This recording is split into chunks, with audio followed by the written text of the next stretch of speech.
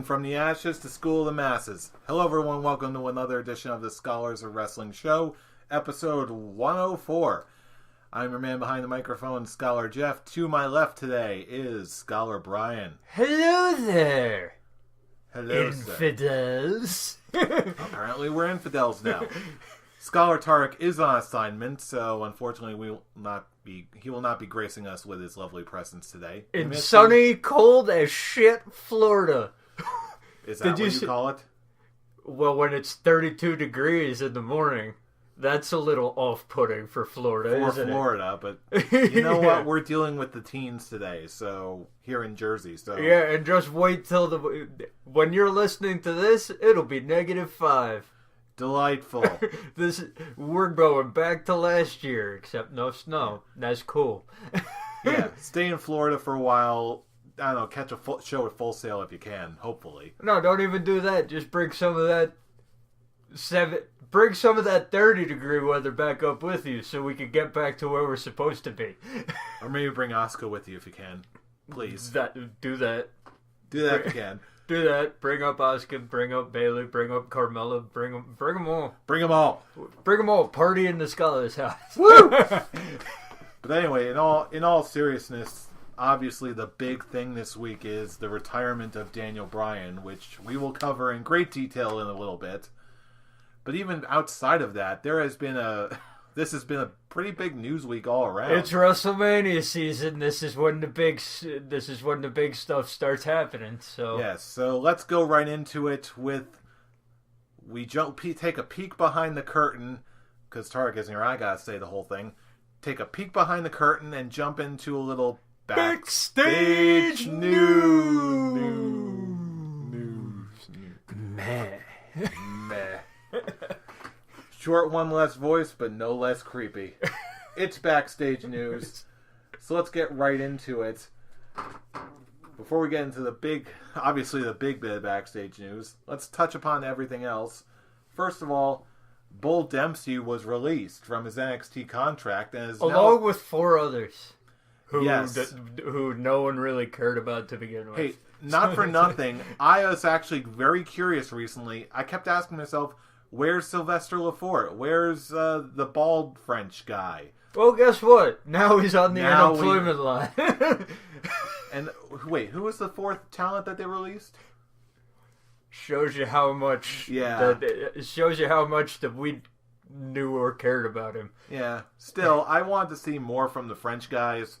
And apparently, Bull Dempsey is now calling himself Bull James now. And he's got a whole store set up on Pro Wrestling Tees, and he seems to be in pretty good spirits about all things considered. So, plus in NXT anyway, between Kevin Owens passing through and Samoa Joe still around, I feel like he was just one of those guys who was just drowning where he was. Anyway. Yeah, for the last year, he's basically been a joke. He's been up against Baron Corbin and getting annihilated by him. You barely see him on TV anymore. So, que sera, sera. Yeah. Yeah. At this point, he's sort of got, in my eyes, he's sort of got the CJ Parker treatment of being a big fish in a really tiny pond full of really big-ass sharks. Yeah. So, I think this is really the wise decision for him. Just take what he learned in WWE, use the exposure to get a decent spot on the independent circuit, get a lot of experience, get his name out there, and maybe he'll come back one day. You could be the new Luke Gallows. Or he could be the next Juice Robinson and get a nice cushy spot on the New Japan card. Yeah, get a nice juicy spot on the New Japan card, make a name for yourself, and then maybe the WWE will look at you again. Mm-hmm. Just like Luke Gallows. Mm-hmm. This is only tangentially related, but speaking of making a name for yourself on the independent scene, have you seen what Joey Ryan's up to lately? Yeah. Yep. Mr. Cop. Yep. Yeah, apparently he's an undercover cop on Lucha Underground now, which I think is an absolute perfect role for him. I think this guy could play any role and pull it off to perfection. Including sleazy 80s cop. That's like perfect. Yes, that is amazing. In the context of Lucha Underground, I'm like...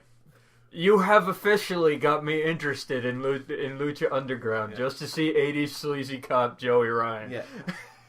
In all seriousness, I know we haven't talked about this very much on this show, but have you been watching any of Lucha Underground? No, but now I'm interested to see a few episodes here and there. Oh, yeah, I've just recently started watching some back episodes. Lucha Underground is pretty freaking great.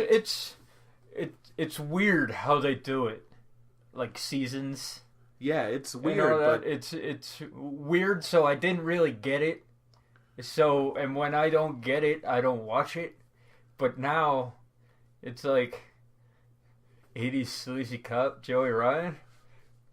That and Mil Muertes. Yeah. He's like a luchador Brock Lesnar. Oh, really? Yeah. All right. That and he's company around by this woman. She used to be called Maxine in NXT. Oh yeah, Katrina now. Yeah, Katrina now. Which is her real name. Damn. I mean, her real name's Katrina, so it makes sense. Yeah, still, it's just like, She was damn in WWE, and now she's like double here. Damn. Yeah. I mean, oomph. I can just tell that there's going to be a spot between her and Joey Ryan at some point. And now I'm interested. And you know what? I must see it. Now I remember they actually did have a intergender match on the independent circuit. Really? Yeah. Blow Pop versus Lick of Death. Yeah. And that was before the U-Pornplex. This is gonna be bananas. Yes. Anyway. I'm glad we got a good laugh out of that, because there was a lot of crazy stuff going on this week. Including, did I hear rumors that Enzo and Cass, they just recently made their debut. Not necessarily the main roster debut, but they had a dark match on SmackDown this week, I believe. Yeah, and there's talk that within the next couple weeks, they're going to be up on the main roster. Like, there was talk that they were going to show up on Raw. Like, legit. Oh. On Raw, not a dark match. But, hey, dark match. Basically, NXT talent in a dark match means you're close. Oh, yeah. They're on the cusp. Yeah. It's going to be sad to see them come up to the main roster without an NXT tag title run. But, hey. But you know what? I don't, as much as I would love to see it, I think the rate that they're going now, I think they're ready. And what if they're the ones to take the titles off of the New Day at WrestleMania? So much the better. Seriously. Yeah. They do like a Enzo and Cass versus the New Day.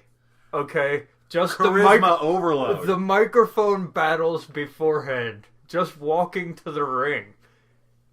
Okay? Will make the match worth it. Oh, man. The shenanigans alone. Oh, man. This is going to be so good. Now, if Enzo and Cass come up, does Carmella come up with them as the manager? Well, Carmella was with them when they were on their whole SmackDown thing, weren't they? I'm pretty sure that they were. Well, they're like a package deal now anyway, so, you know. Yeah. I was just like, because he's fighting for the NXT women's title now, so I was just like, is she coming up with them, or is she still gonna stay down there and with the well, I mean, like that they got in NXT now? I don't think they necessarily need that. I think they could easily just make that like more like a send off thing. And I mean, she's more of a manager type anyway, so if they need her for a spot, yeah, they'll just for a spot start in the. For a spot match in NXT, she'll just go down there for a couple days and then come back. Yeah, it's possible. Besides, they can just as easily introduce her to the new crowds and inject some new blood into the Divas division just by doing their entrance. You know, like, this here's Carmella, she's hot as hell, and you can't teach that. You know, just do that for a few weeks and then boom, and put her in a match. My name is Enzo Amore. A certified G and a bona fide stud, and you can't teach that. This right here, this big Cass. Yes, he's 7 feet tall, and you can't teach that. Bada boom, realest guys in the room, how you doing? We better be on Raw sometime. Anyway. We got them. Apparently, there was another recent return on Up, Up, Down, Down. Apparently, Caitlyn made a guest appearance on Up, Up, Down, Down. Really? Yeah. What's her name? Celeste Bonin? Celeste Bonin, yes. I still can't believe that's her last name. Yeah, apparently. Jokes. Hey, sometimes I'm not even making a joke. That's her real name. I am. It's Celeste Bonin. Really? Tell me more. Tell me more. Actually, telling you about this was a mistake. This is the worst mistake I made since telling you about the G1 Climax in New Japan. Yeah, I'm climaxing on Bonin. That's it. All right. Moving on. But hey. What? Does this mean anything for WWE? Probably not. Probably not. There'll be no more Bonin in WWE. It's always nice to check up on the alumni, if you will. No more jokes. Move on before it comes out. Okay, I will. I'm holding back. Move on. Okay. Quick. CM Punk. He's got back surgery. So apparently Good! Fuck him! Tell me how you really feel. Damn. What? Okay, last 2 weeks have not been very flattering for CM Punk. Okay, take us back. I think I know what you're referring to. Take us back. What's going on with CM Punk and what do you think? Okay. First of all, he does this interview. Okay. The dude asks him a couple WWE questions because he's CM Punk. Okay, mm-hmm. when you get an interview with CM Punk and you haven't interviewed him before, you're gonna want to ask about the wrestling. Okay, well, apparently this pissed off CM Punk so much that he basically pulled a Cam Newton and walked off the interview with expletive language and yelling at the interviewer. So yeah, that. Okay, to be clear, I read the original article from the person. He just said he became increasingly agitated, finished up the interview, shook his hand, and then they parted ways. And then after the fact, he was told he had no interest in ever speaking to him again. It's not like he just like. Well, still. Yeah, he did get really seriously agitated, according to the interview. I'm just like, oh, you're not interested in talking to an interviewer anymore because he asked you a couple WWE questions? Either that or he assumed ill intent where it didn't seem like there was any. Well, either way. Okay, you'll have the CM Punk apologists. I'm not one of them. So if you do the interview, you answer your questions, and you don't act like an asshole after the fact or during. Okay, which is what CM Punk did. Unfortunately. Okay, then, you get the announcement of the fight. Mm-hmm. Okay, I would think at this point he would know that he has back issues. Okay, mm-hmm. And would probably have to do something about them. Mm-hmm. Okay, so why are you even signing for the fight? Well, to be fair, I don't think he actually signed for the fight. It was just that was the plan going forward. And when he announced it about when he was going to have about him needing his surgery, which apparently was already done, I think. No. Okay. The surgery's not done. Okay. It was announced that he was having surgery yesterday. Mm-hmm. Right. So it was either today. No, I think they said next week. Okay. I think they said next week. All right, then. Okay, but... Okay, first of all, the dude he's fighting, okay? 2-0. But the dude he fought before they announced it, he murdered him in 30 seconds. Oh, boy.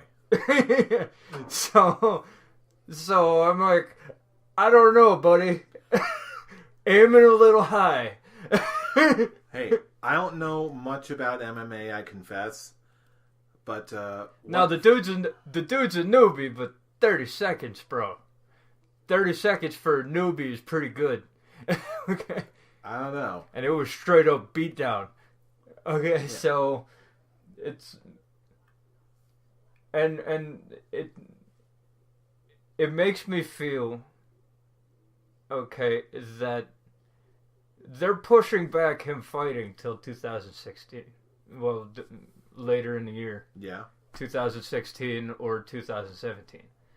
Like, I'm just, this is just another thing that's making me think we're actually never going to see CM Punk in an MMA ring. Honestly, I am not one of these people, because if you listen to the interview that he did, he explained that, back problems were, and just back pain was always a part of life for him for so long, just because, the whole wrestling thing. Then you do the physicals, and they're like, there's you need to get this, you need to get this taken care of.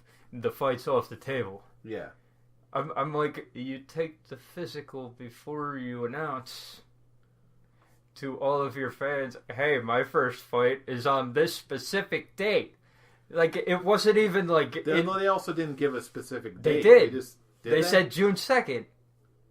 They did? Yes. Okay, I stand corrected then. This fight will take place on the card on June 2nd. Okay, so if you're given a specific date, okay, like, there are specifics for this battle.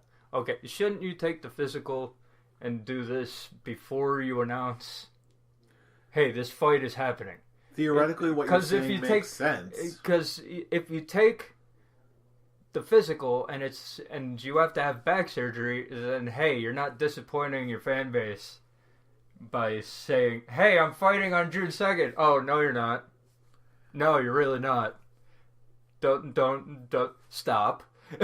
Stop. Okay, so to bring it all full circle, what do you think actually happened here? Is this just incompetence on I think UFC's part, on CM Punk's part, or is this deliberate on Punk's part and you really don't think he's... Or you think... Oh, I think he's hurt. I think he's hurt. There's no doubt. I don't think there was deliberateness in any of this. But I mean, so in other words, you don't think CM Punk is good. You feel no need. CM Punk needs to ban you on Twitter. Right. Okay. Yeah, CM Punk does not need to ban me on Twitter. See, I'm just saying. Hear that, Punk? He's not a hater. I'm just saying. Think and do the physicals before you make the announcement and get people all hyped up for your appearance on a specific date to fight a dude who beat the shit out of his last opponent in 30 seconds. Okay? Is it that hard? Having little to no familiarity with how UFC runs things, I really can't say. It's a physical. It's 20 minutes long. I ain't no doctor. You couldn't do the physical and then later in the day just be like, hey, this match is signed up for the second, or take the physical and just be like, hey, my back is really fucked up. I need to have surgery, so we're going to push my debut back till later in the year 2016 or early 2017. And now we're sitting on our hands waiting once again.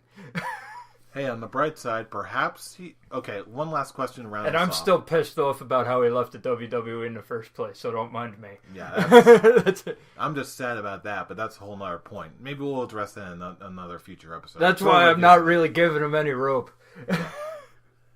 Okay, so before we go off of this subject, almost like a little mini Scholars Quick Talk, is CM Punk going to fight at UFC, what are they up to, 200 now? Or somewhere around that. Yeah, I think aren't they running up to 199, and then the one after that is going to be 200? Yeah, I believe so. Does CM Punk fight at UFC 200? No. No? No. Okay. It's back surgery. Which I know very little about, so... Either way, it depends on what the actual injury is, but it can go anywhere from 6 to 8 weeks to holy fuck balls, long time.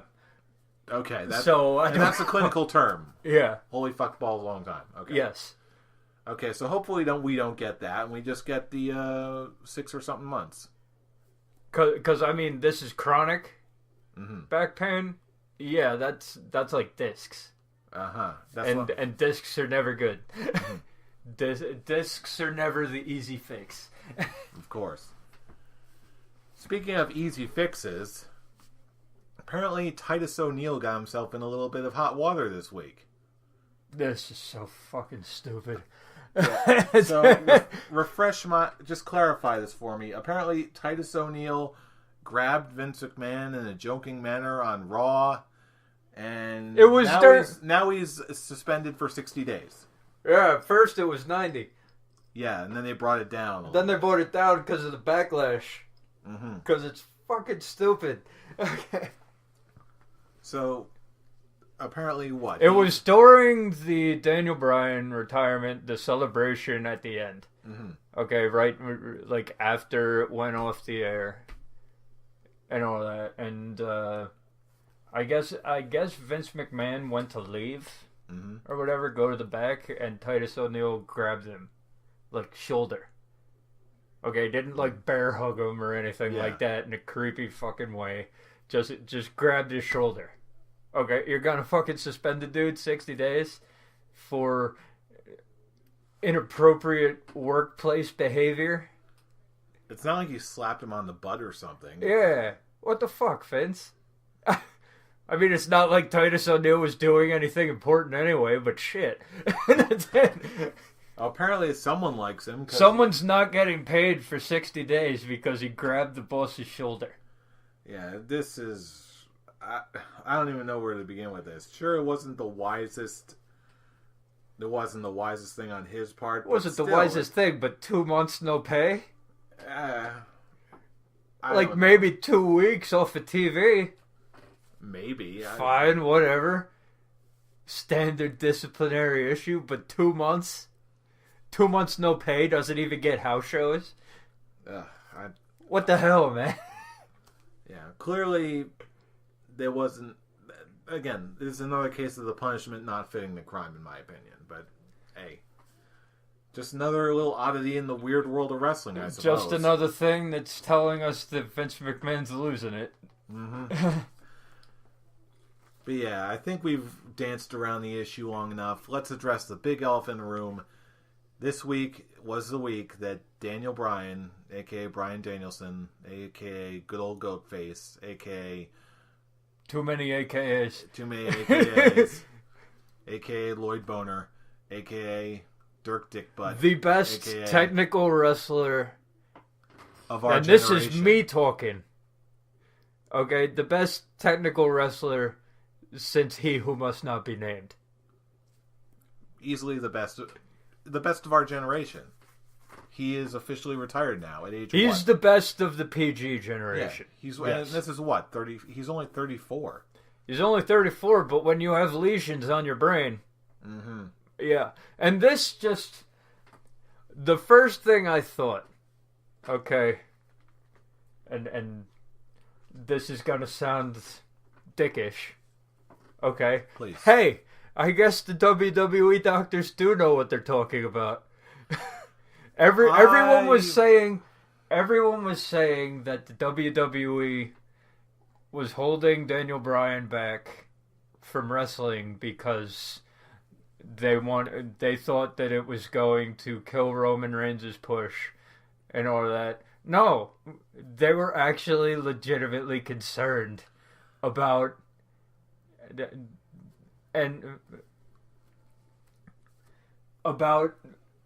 his brain, because it wasn't just one concussion.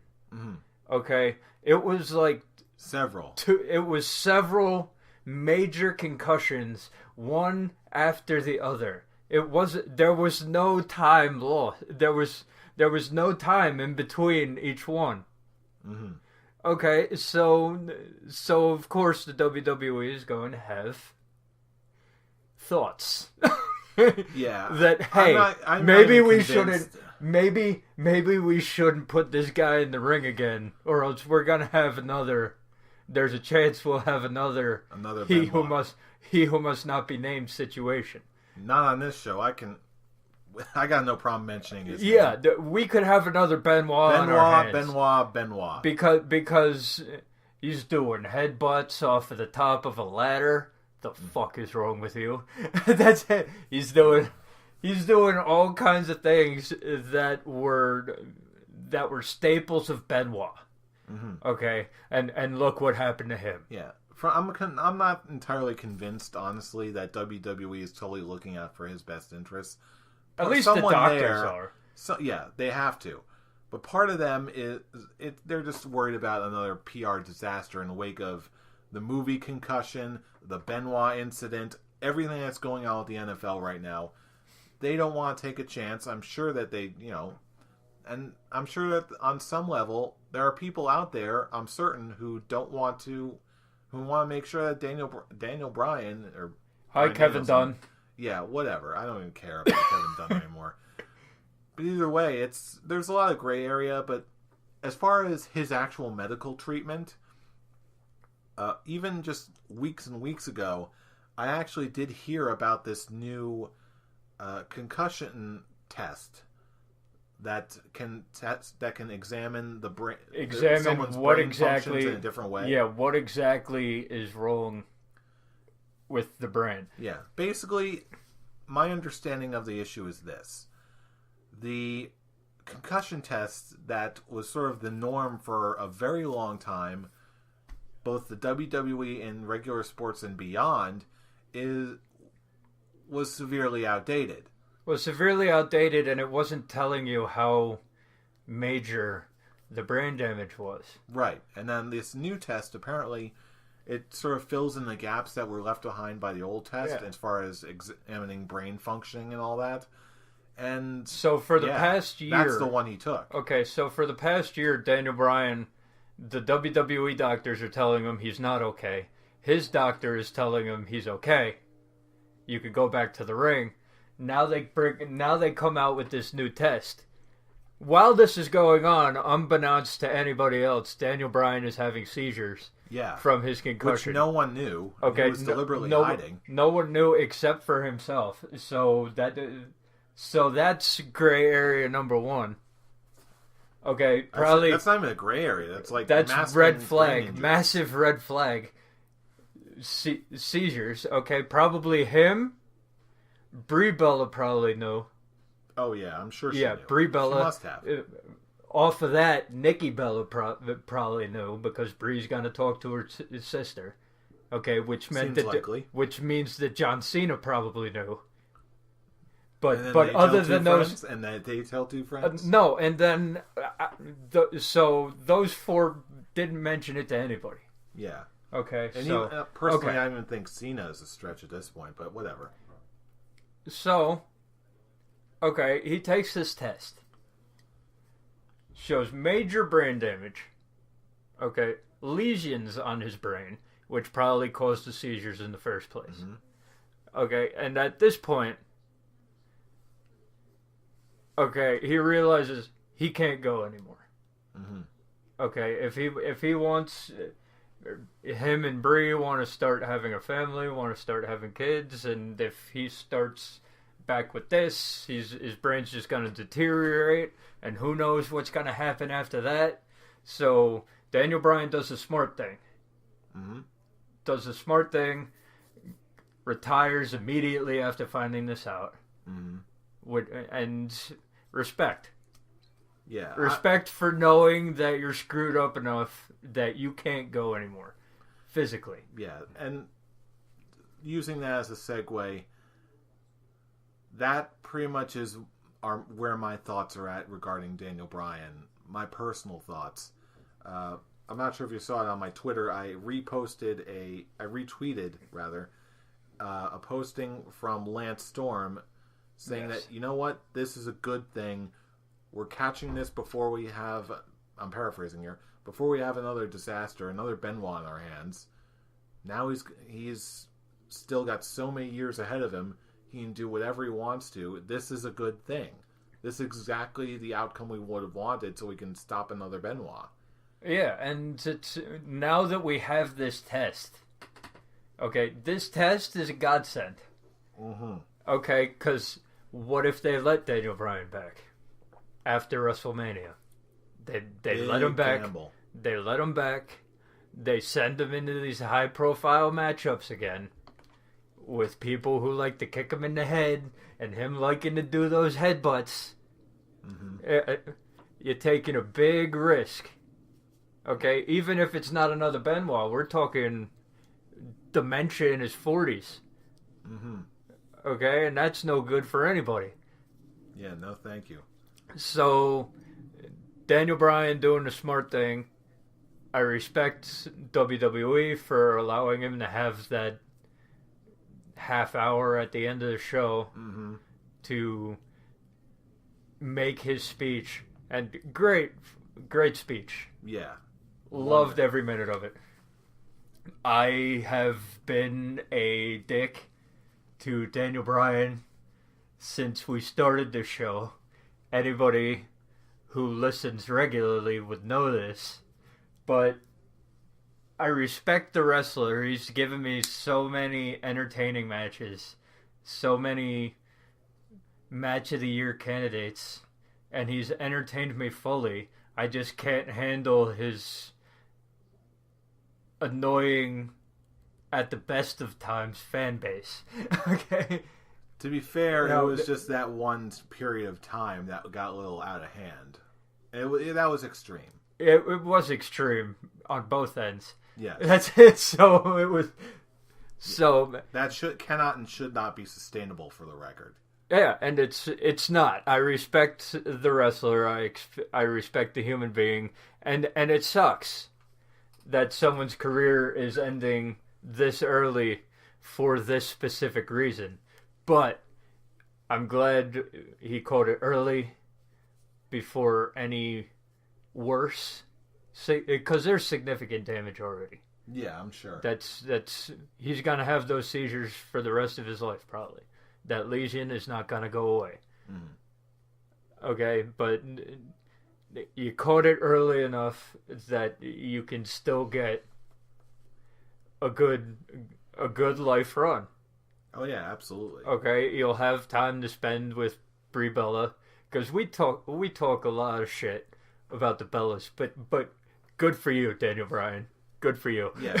Okay. Really. So yeah, I'm sure she seems like the kind of girl who makes a wonderful spouse, but at the same time, get off my TV. Yeah, that's it. You're not there yet, but still, yeah, so you seem like a sweet person in real life. So good for you. So you spend the rest of your days, like maybe in a couple years, come back general manager role. I'm hoping, maybe, or at least like a trainer in the performance center, just so you can still have be exposed a role to it. Have a role. But no longer be an in-ring competitor. Yeah. Hang out with William Regal and talk wrestling with him and what's the other British guy? What's his name? Tall, lanky dude. I'm blanking on his name. Yeah, so am I. Yeah, whatever. Hang out with them. Train some people. Be in the ring. Tumble around. I don't know. Yeah, so everyone's upset now, obviously, because we're losing an extreme talent. We're losing the best technical wrestler of the PG generation. And but you know what's really weird? I mean, you know me. I've been like Daniel Bryan guy on this show for like years now. I'm honestly glad, really glad he's retiring now. Not just from a health standpoint, which obviously is the most important part. Because he's going out on top. Yeah, like he's done just about everything there is to do that I really want to see, save one big thing, but whatever. You know what I'm talking about. Yeah, I do. We're not getting Nakamura versus him. We're not. Which apparently, according to the rumor mill, apparently Nakamura is all broken up about that. That's now, not even a rumor mill, because he said straight up that was a big reason why he wanted to come. Yeah, a match with Daniel Bryan was one of the big reasons that got him to come to the WWE. But again, we'll address that later. But really, from the standpoint of someone who has been a big-time Bryan Danielson fan since even his Ring of Honor days, I saw him perform. I've got till 5. Seriously, the first time I saw Bryan Danielson wrestle was twice in Ring of Honor. The first time was The second time was in the Hammerstein Ballroom. The first time was in like some hockey rink. The American Dragon. Yeah, and that was during the same show that Nigel McGuinness beat Takeshi Morishima for the ROH title. Great show. Great show. Having said all that, I am actually glad from a fan standpoint that Bryan is doing this now, because before, when it came to like top level indie guys who wrestled that kind of, indie-tastic style and had that experience, outside of maybe CM Punk, who was around for a while, Daniel Bryan was it. Like, there was the guy. Now there's Kevin Owens, there's Sami Zayn waiting in the wings. There's a lot of easily upcoming. Take his spot. There's a lot of upcoming talent. Finn Balor. There's Samoa Joe. There's soon there's going to be Nakamura in the mix. And you've already got guys up on the roster who can take over. Yeah, and any You've number got Ambrose. of Ambrose. We've got Seth Rollins. I mean, there's so many other guys who could, especially Sami Zayn, who could easily fit the role to a T. The whole sort of scrappy underdog and wrestle like a really awesome athletic indie style. I hope Sami Zayn goes the route of Daniel Bryan and not Rey Mysterio. He's got to. He's got to. And they'll find a way to make it where they make him the scrappy underdog so much that you turn on him. Rey Mysterio. Hopefully they've learned their lesson with Daniel Bryan on how not to use him. Hopefully, but anyway, my point is the state of the WWE roster right now is strong enough where, and Daniel Bryan has been off the main roster for so long that I, as a fan, while I will miss him, I will not miss his wrestling style, because there are so many other people who can provide that kind of match that I want to see. Many now. Because whereas before there was maybe only one or two tops. Yeah, a lot of the people on the NXT and WWE roster are young enough that they grew up and wanted to emulate Bryan Danielson. Mm-hmm. So they worked hard on his style of performing. So you got a lot of guys right now who can go in and give you that Daniel Bryan, mm-hmm. Bryan Danielson experience, mm-hmm. without it actually being Daniel Bryan. Yes, the role that Daniel Bryan was almost exclusively filled years before, there's so many people who can step up and assume that role almost interchangeably at this point. Again, I'm not saying Daniel Bryan is disposable, but I think it was Sami Zayn whose tweet said it best. What he was able to do and accomplish and the niche he carved out for himself, his success paved the way for what NXT is now. With the whole wide variety of talent and a different style and just thinking outside the box creatively from a corporate standpoint for WWE, that said it all. Just seeing the reactions that Daniel Bryan was getting probably struck a light bulb in Triple H's head, mm-hmm. and was like, need more of that. Mm-hmm. Wait a minute, people are actually interested now. Let's do something. People are interested. Need more of that. Yes. Need more of what? ROH. Mine. Mine. NJPW. Mine. Mine. That's it. TNA. Mine. Okay, maybe one or two of you, but go away. The rest of you go away. Austin Aries. Mine. Everybody else. Everybody else. Yeah. GTFO. Man, I'll look at you when you close down. Yeah. That's it. Okay, we got Samoa Joe, we got Austin Aries. The rest of you go away. Go away. We'll talk when you're shut down. One other thing before we close out that I'm pretty sure, hopefully you heard, the Wrestling Observer, for years they had this category of year-end awards called Best Technical Wrestler. Mm-hmm. Dave Meltzer did. How many times did Daniel Bryan win? He won every year from 2005 to 2013. Shit. Which is why makes sense. Which is why they just announced, Dave Meltzer himself just announced that they are officially renaming it from here on out the Bryan Danielson Award.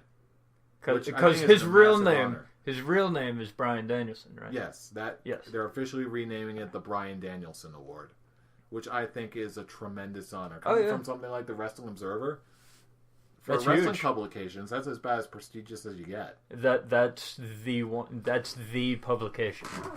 Actually, hold that thought. I think I've got something here. Yeah, I just realized. I just realized I've got something here that is now going to be a collector's item. I've got a Ring of Honor DVD, the Ring of Honor Best in the World, which is basically a compilation set of matches that were. This DVD was sold in Walmart and that kind of thing, just to sort of get the word out there about Ring of Honor. And so I picked this up randomly. It's like, hey, it's Ring of Honor. This is good stuff. I like it. And I'm just looking at, they got Bryan Danielson versus Lance Storm on this thing, Samoa Joe versus Kobashi, CM Punk versus Terry Funk, Kenta versus, they got Kenta versus Austin Aries, which we're probably going to see on NXT anyway. I really ought to now I really want to rewatch this DVD now. This is great. But anyway, on the inside they would have collector's cards. I looked on the inside of this thing, and wouldn't you know it, there's a Bryan Danielson collector card. Oh, look at that! So I think I just inadvertently... When he was all babyface, clean shaven, and with the ROH title, which I think is... I've got a thing now. I want to see if I can track him and have him autograph this thing, make it a real collector's item. All right. Still, this is kind of stuff that it's kind of cool looking back. See how far he's come and where he's at now and what he's done. I just think it's really cool. There's not a sad bone in my body just thinking about it, since it's you could tell he was on his way out for a while. The sadness waned after the promo was finished. I was more sad after for him because I think we all saw that picture of him crying backstage. Oh yeah, because I felt so bad. Nobody wants to go out that way. Yeah, nobody wants to go out the Edge and Daniel Bryan way. Okay, nobody wants to be told you have to stop. Okay, and stop or not, it's still a really big, relatively abrupt change for anybody, really.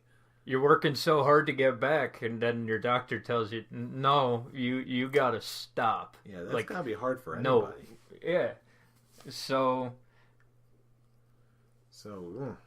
You're sad for the human being, but you're happy that they caught it in time, and that he's going to be able to spend his life with his family now. He's got so much potential. There's so much he could do. I know it doesn't make it any easier to deal with, but hey, you still have a hot wife, and you can, take her to cow mutilation all you want now, buddy. Oh, Jesus. Hey, to be fair, Daniel Bryan made that joke first. Yes, he did. On the air, it was great. That's what Bree says all the time. She's a whore. And for Daniel Bryan. Okay. For Daniel Bryan. And he actually got a "That's what she said" chant. Oh, man. If anybody could get a "That's what she said" chant, it's Daniel Bryan. Oh. Daniel Bryan could make that crowd say anything he wanted. Okay, you know what? I take that back. I actually do kind of miss him now. He had them, that specific crowd, he had them in the palm of his hand. He could have said anything. Anything at all. And that crowd would have chanted it. Oh, man. Oh, man. So, I think we said just about everything we need to say. Any parting words for Daniel Bryan, Danielson Bryan? Yeah. You gave us the best years of your life, and I thank you for that. You were very entertaining to watch, whether I was trolling you on the show or not, due to reasons outside of your control. Mm-hmm. But now it's time to move on to the next stage, and hopefully that goes as well for you as your wrestling career did. Mm-hmm. Yeah, this is not the end for you, Daniel Bryan Danielson Bryan. Thank you for all the matches. You're already one of the greatest to ever wrestle. You're one of the greatest professional wrestlers of this or any other generation. If you haven't been told that, and somehow you stumbled across this podcast, number 1, what the hell are you doing here? Number 2, thank you. Number 3, seriously, from a wrestling fan's perspective, from a human being's perspective, thank you. We love you. Now, ride off into the sunset with your money and your gorgeous wife, because that's not a chance very many people get in wrestling or otherwise. So, and now you earned it. I'm gonna be cheesy now. Thanks for the memories. Now leave the memories alone. Don't change a thing. Hashtag fuel, baby. In any case, we've said our piece on Daniel Bryan. Now it's your turn. What did you think of Daniel Bryan? Any other thoughts? Any other memories you got? Leave us a comment below. Like if you like what you hear. Subscribe if you want to hear more every single week. You can also follow us on Twitter. You can follow our main selection at ScholarsOW, all one word. You can follow Scholar Tarek, who is away in Florida, at the Avataric. Brian, where can they get you? You can follow me at Atomic Beanpole on the Twitter. You can follow me at my name on Facebook.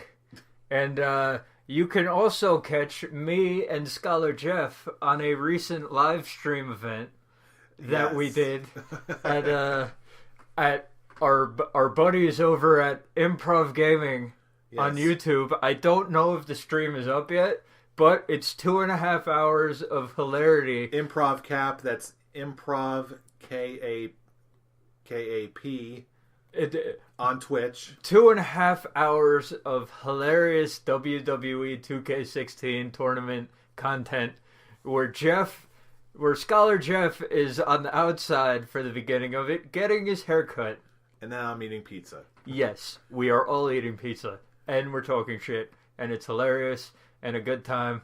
If you have a spare 2.5 hours to watch a WWE 2K16 tournament, follow Improv Gaming on YouTube, where it will most likely be, if not now, if not on Thursday night when we're recording this, hopefully by Sunday when this goes up. Hey, and not for nothing, check back in a few weeks on Improv Cap and Improv Gaming, because I'm going to be back again to host a Mortal Kombat X tournament featuring Combat Pack 2. And I'll be there for drunken douching commentary. Oh, you're going to see a show, no doubt about it. But until then, you can also follow me at I'm Robbie Rage, all one word. And you can also follow our main page at the Scholars of Wrestling Show. Look for us on Facebook. So outside of that, that's pretty much all we've got to say for right now for Daniel Bryan. Oh, and Bret Hart had successful surgery. Yes. So on his prostate cancer. Hope everything works out well for you. Mm-hmm. You're in our thoughts and prayers. See, we're already looking up. Things are already looking positive. It will be a great new day for everyone. We're going to wake up tomorrow morning. It's a new day. Yes, it is. And everything is happy. Yes. Have a great Valentine's Day, everybody. One and all, whatever you're doing, you know who we are. We are the Scholars of Wrestling, and you have just been schooled. You're welcome. Yes. Yes. Yes. Yes.